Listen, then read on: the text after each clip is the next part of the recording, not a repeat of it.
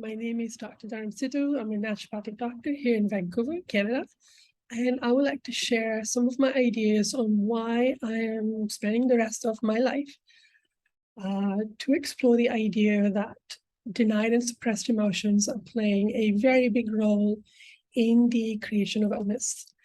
To start with, I fortunately have had poor health my whole life. And so I always had to explore many different ways to figure out why am I so ill, what will work. Also having a very sensitive body, I couldn't always benefit from taking over-the-counter type of medication, prescription medications. I always had to explore other ways to deal with illnesses. And then had the opportunity to study naturopathic medicine. And while studying it, I kept asking, what is the true cause of illness? And I learned many different interpretation in naturopathic medicine. We get to learn many different type of approaches to health and wellness: nutrition, Chinese medicine, homeopathy, nutraceutical, pathology, all the testing, diagnostics. It's a beautiful medicine. But I was not satisfied that I was getting the true cause of illness. For example, food sensitivity. My question was, well, I didn't always have food sensitivity for my patients. Sure, the food sensitivity, the particular food is causing some symptoms, but what caused the food sensitivity to begin with? So these were the kind of questions always driving me. At the same time, I went to school as a single mother, and by the time I graduated, my children were in their late teens, and they were struggling quite a bit with some mental health issues. And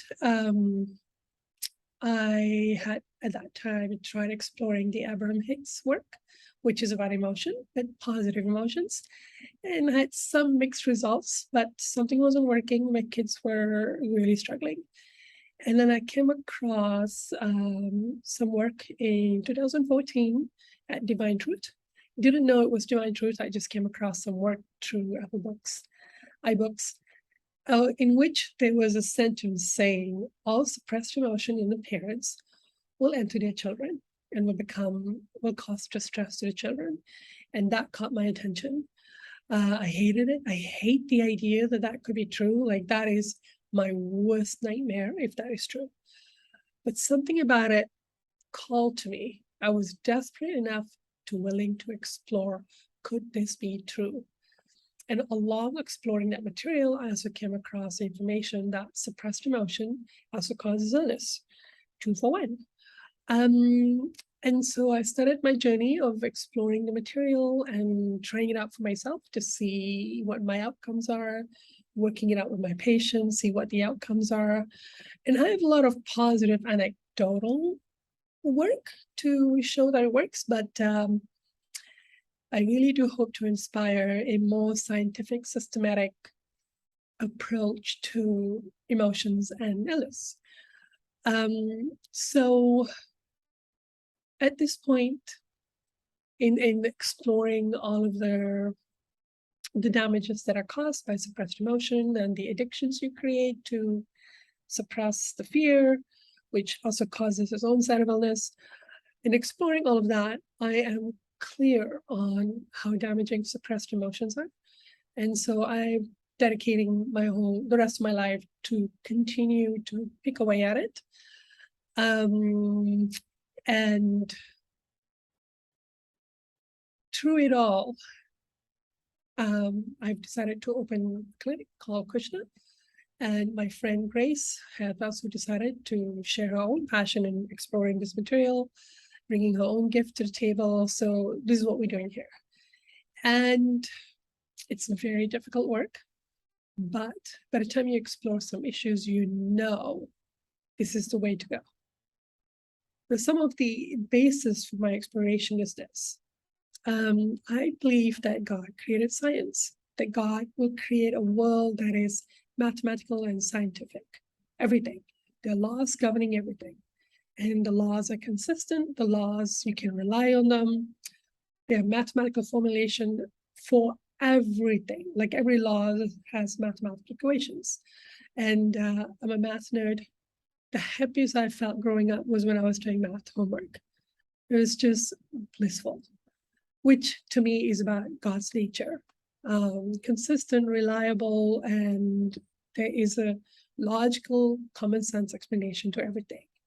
And therefore, if we believe in that for the physical world, why would God suddenly abandon math when it comes to governing emotions and the impact and the result it has? So from what I've learned, emotions are stored in the soul, and it disconnects the flow of love in a particular area of the soul, which then connects to the spirit body and the physical body.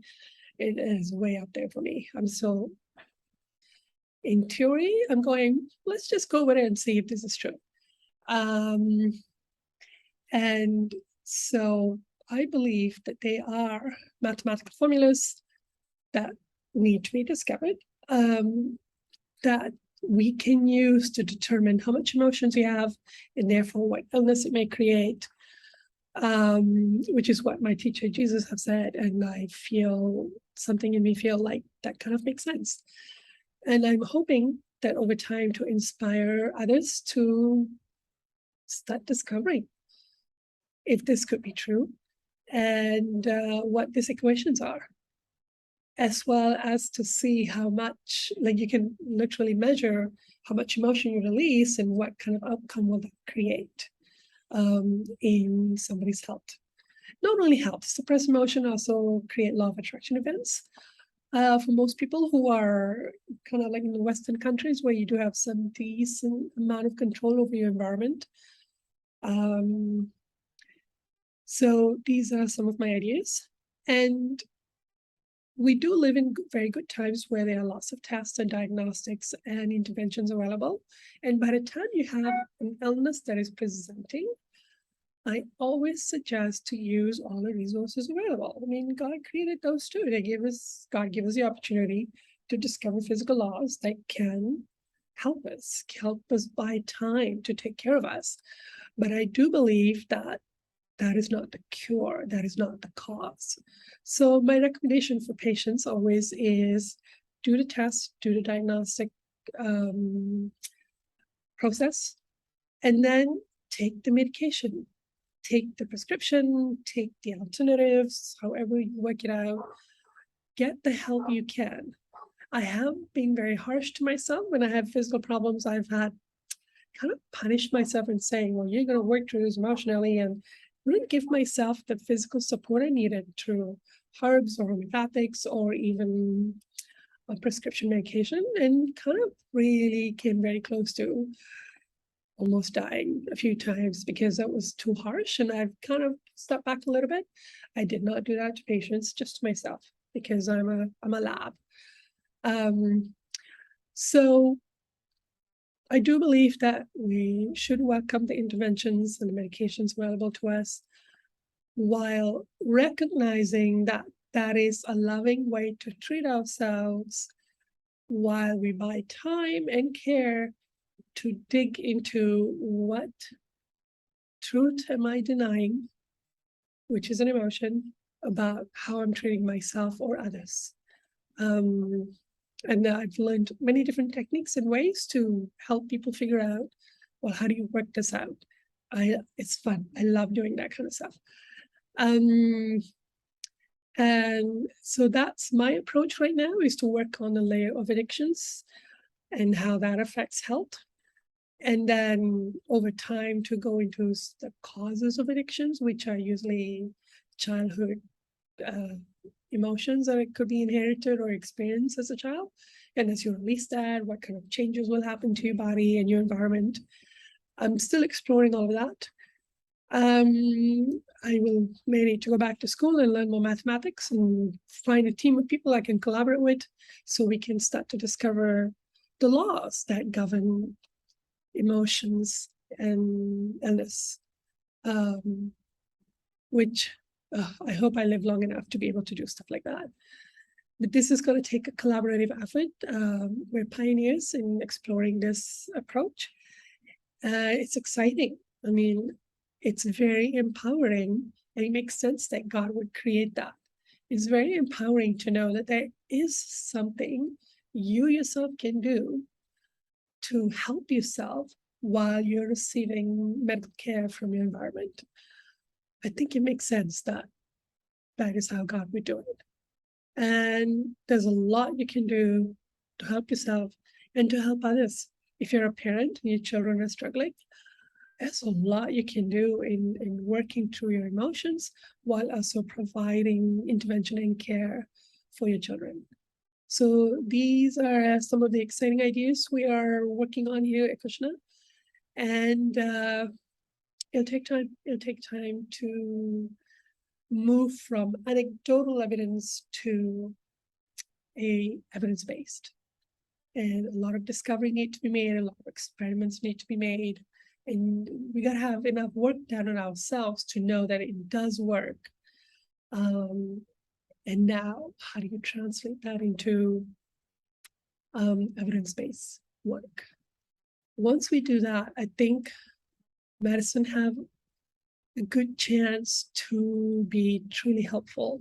Healthcare is kind of falling apart, and it would because we are helping the physical body while believing the incorrect belief that the cause is physical. And so it's going to be exhausting. The doctors are exhausted, healthcare providers are exhausted, billions are poured into it. And, let's add another idea. Let's do the physical intervention and start exploring the idea, what if suppressed emotions are the cause? And how do I work through that in a way that we could actually measure the results and that, could create a powerful support to the medical system, as well as the medical system being an avenue through which we can help people have real change. By addressing physical symptoms and illnesses, you start to dig deep into some big issues that are also affecting everything else in your life. So as healthcare providers, we can do a beautiful service to everyone around us by exploring this tangent. So my name again, Dharm Sidhu, and I'm excited with where we could get to by following this exploration. Thank you. Thank you for watching.